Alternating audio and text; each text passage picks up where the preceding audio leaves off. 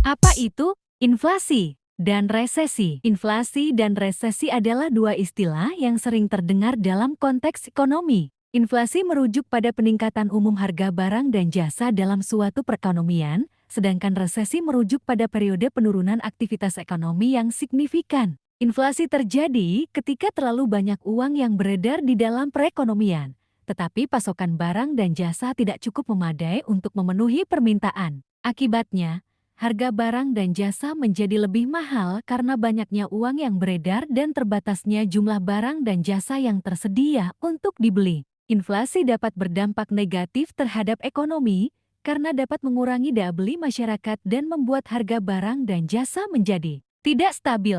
Resesi, di sisi lain, terjadi ketika ada penurunan signifikan dalam aktivitas ekonomi selama periode waktu yang cukup lama. Ini biasanya disebabkan oleh berbagai faktor seperti penurunan permintaan, kenaikan harga, atau ketidakstabilan pasar keuangan. Akibatnya, terjadi penurunan produksi, pengangguran, dan pendapatan yang semuanya dapat menyebabkan dampak ekonomi yang signifikan. Dalam kaitannya dengan inflasi, resesi dapat terjadi ketika suatu perekonomian mengalami inflasi yang berlebihan dan kemudian terjadi penurunan tajam dalam aktivitas ekonomi karena masyarakat tidak lagi mampu membeli barang dan jasa dengan harga yang lebih tinggi. Secara keseluruhan, inflasi dan resesi adalah dua kondisi ekonomi yang saling terkait dan dapat berdampak besar pada perekonomian. Inflasi yang tinggi dapat menyebabkan resesi, dan resesi dapat memperburuk situasi inflasi. Oleh karena itu, penting bagi pemerintah dan pelaku ekonomi untuk memperhatikan dan mengelola inflasi dan resesi dengan hati-hati agar dapat menjaga stabilitas ekonomi secara keseluruhan.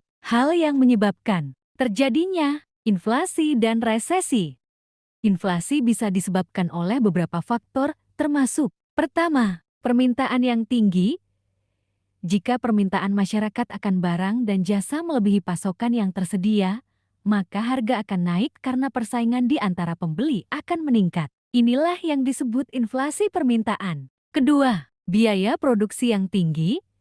Jika biaya produksi barang dan jasa meningkat, maka harga jualnya pun akan meningkat. Ini disebut inflasi biaya. Biaya produksi bisa meningkat karena kenaikan harga bahan baku, kenaikan upah tenaga kerja, atau kenaikan biaya energi. Ketiga, penurunan nilai tukar. Jika nilai tukar mata uang suatu negara turun, maka harga barang impor akan naik, dan hal ini bisa menyebabkan inflasi. Jika nilai tukar turun, barang yang diimpor akan lebih mahal karena harus membayar lebih banyak uang untuk setiap satuan mata uang asing. Keempat, kenaikan harga energi. Jika harga energi seperti minyak dan gas naik, maka biaya produksi barang dan jasa juga naik, dan ini bisa menyebabkan inflasi. Kelima, kenaikan harga barang impor. Jika harga barang impor naik karena nilai tukar yang tidak menguntungkan, kenaikan tarif, atau kenaikan biaya transportasi, maka harga barang dan jasa yang dihasilkan secara lokal juga bisa naik. Keenam, peningkatan jumlah uang yang beredar. Jika bank sentral mencetak terlalu banyak uang, maka akan terjadi peningkatan jumlah uang yang beredar di dalam perekonomian, dan hal ini bisa menyebabkan inflasi. Ketujuh, faktor psikologis. Jika masyarakat percaya bahwa harga barang dan jasa akan naik di masa depan, maka mereka akan cenderung membeli lebih banyak barang dan jasa saat ini, dan ini bisa memicu inflasi. Resesi adalah kondisi di mana terjadi penurunan signifikan dalam aktivitas ekonomi selama periode waktu yang cukup lama. Penyebab resesi bisa bervariasi, namun beberapa faktor umum yang dapat memicu resesi adalah sebagai berikut. Pertama, penurunan permintaan. Jika permintaan atas barang dan jasa menurun secara signifikan, maka perusahaan-perusahaan akan mengalami penurunan pendapatan dan mengurangi produksi yang berkontribusi pada terjadinya resesi. Kedua, krisis keuangan. Krisis keuangan yang melanda perbankan dan pasar saham dapat memicu resesi. Ketika pasar keuangan sedang bergejolak, investor dan pelaku pasar keuangan akan menarik uang mereka yang menyebabkan penurunan nilai saham dan obligasi. Ini dapat menyebabkan krisis keuangan dan memicu resesi. Ketiga, kenaikan suku bunga. Suku bunga yang naik dapat menghambat investasi dan pengeluaran konsumen. Ketika suku bunga naik, pinjaman menjadi lebih mahal, sehingga konsumen dan perusahaan mungkin tidak lagi mampu mengakses pinjaman dengan mudah, dan ini dapat memicu resesi. Keempat, penurunan investasi. Jika investor kehilangan keyakinan pada suatu perekonomian, mereka mungkin akan menahan diri dari melakukan investasi, dan hal ini dapat memicu resesi. Kelima, kenaikan harga komoditas. Kenaikan harga komoditas seperti minyak, gas, dan bahan makanan dapat mempengaruhi harga barang dan jasa secara keseluruhan. Ketika harga komoditas naik, biaya produksi naik yang dapat menyebabkan inflasi dan resesi. Keenam, perubahan dalam kebijakan pemerintah. Perubahan dalam kebijakan fiskal dan moneter dapat mempengaruhi aktivitas ekonomi secara signifikan. Jika pemerintah mengurangi pengeluarannya atau menaikkan pajak, ini dapat memperlambat ekonomi dan memicu resesi. Itulah beberapa faktor umum yang dapat memicu terjadinya resesi. Namun, kondisi resesi seringkali merupakan hasil dari kombinasi dari beberapa faktor yang saling terkait dan sulit untuk diidentifikasi penyebabnya dengan pasti. Apa strategi untuk atasi inflasi? Ada beberapa strategi yang dapat dilakukan untuk mengatasi inflasi, antara lain. Pertama, kebijakan moneter yang ketat. Bank sentral dapat menaikkan suku bunga untuk mengurangi uang yang beredar di dalam perekonomian, sehingga dapat menekan permintaan dan menstabilkan harga. Hal ini dapat mengurangi inflasi, namun juga dapat memperlambat pertumbuhan ekonomi. Kedua, kebijakan fiskal yang ketat. Pemerintah dapat mengurangi pengeluarannya atau menaikkan pajak untuk mengurangi permintaan dan menstabilkan harga. Namun, kebijakan ini dapat memperlambat pertumbuhan ekonomi dan menurunkan kesejahteraan masyarakat. Ketiga, menjaga stabilitas nilai tukar. Jika nilai tukar mata uang suatu negara turun, ini dapat menyebabkan inflasi. Oleh karena itu, menjaga stabilitas nilai tukar dapat membantu mencegah inflasi. Keempat, meningkatkan produksi.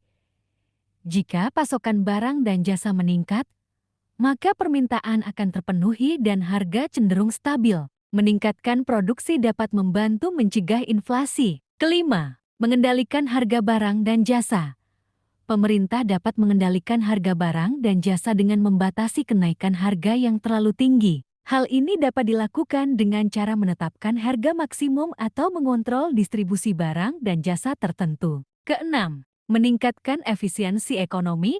Meningkatkan efisiensi produksi dan distribusi barang dan jasa dapat membantu mengurangi biaya produksi dan harga barang dan jasa. Strategi untuk mengatasi inflasi biasanya melibatkan kerjasama antara pemerintah, bank sentral, dan sektor swasta. Namun, setiap strategi harus disesuaikan dengan keadaan ekonomi yang spesifik dan kondisi sosial politik di suatu negara. Kombinasi strategi yang tepat dan tepat waktu dapat membantu mempercepat pemulihan ekonomi dan meningkatkan kesejahteraan masyarakat. Apakah metode jaminan emas untuk mata uang bisa amankan negara dari inflasi? Jaminan emas adalah sistem moneter di mana nilai mata uang nasional terikat ke nilai emas dalam jumlah tertentu. Di bawah sistem ini, setiap unit mata uang memiliki nilai yang setara dengan jumlah emas tertentu. Oleh karena itu, seorang individu dapat menukarkan mata uangnya dengan emas pada tingkat yang ditetapkan oleh pemerintah. Meskipun jaminan emas dapat membantu mengendalikan inflasi,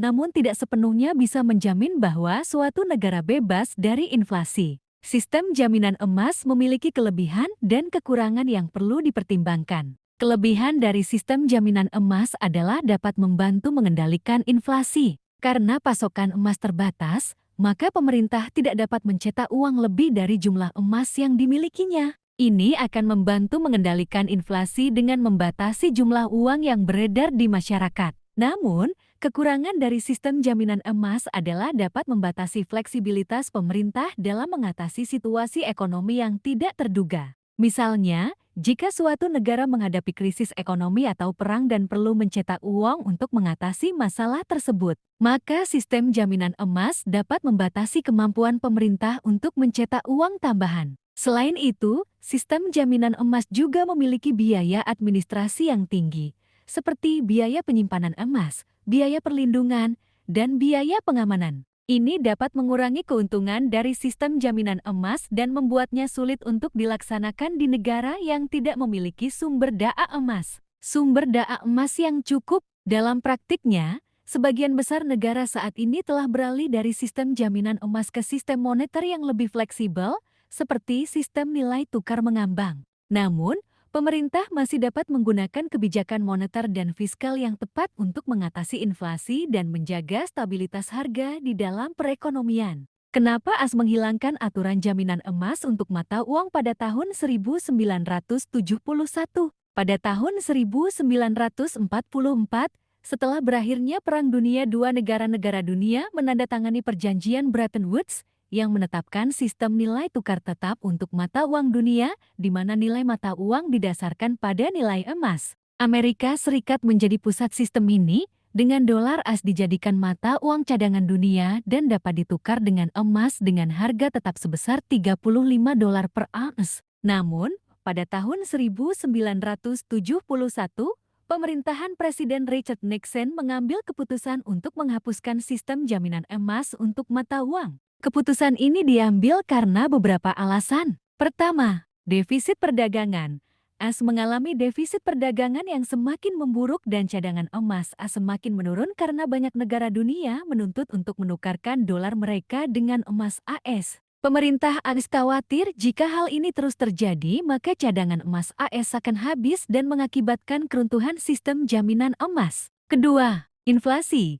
Inflasi AS meningkat selama dekade 1960-an, terutama karena pengeluaran besar-besaran pemerintah dalam Perang Vietnam. Pemerintah AS khawatir bahwa mempertahankan sistem jaminan emas akan membatasi kemampuan mereka untuk mengambil tindakan moneter yang diperlukan untuk mengendalikan inflasi. Ketiga, persaingan internasional. Beberapa negara lain, terutama Jepang dan Jerman, telah mulai menjadi pesaing kuat AS di pasar dunia dan mulai membangun cadangan emas mereka. AS khawatir bahwa sistem jaminan emas dapat memberikan keuntungan kompetitif bagi negara-negara ini dan memutuskan untuk menghapuskan sistem tersebut. Akibat dari penghapusan sistem jaminan emas adalah terjadinya devaluasi dolar, yang memicu kenaikan harga-harga dan inflasi yang lebih tinggi di AS.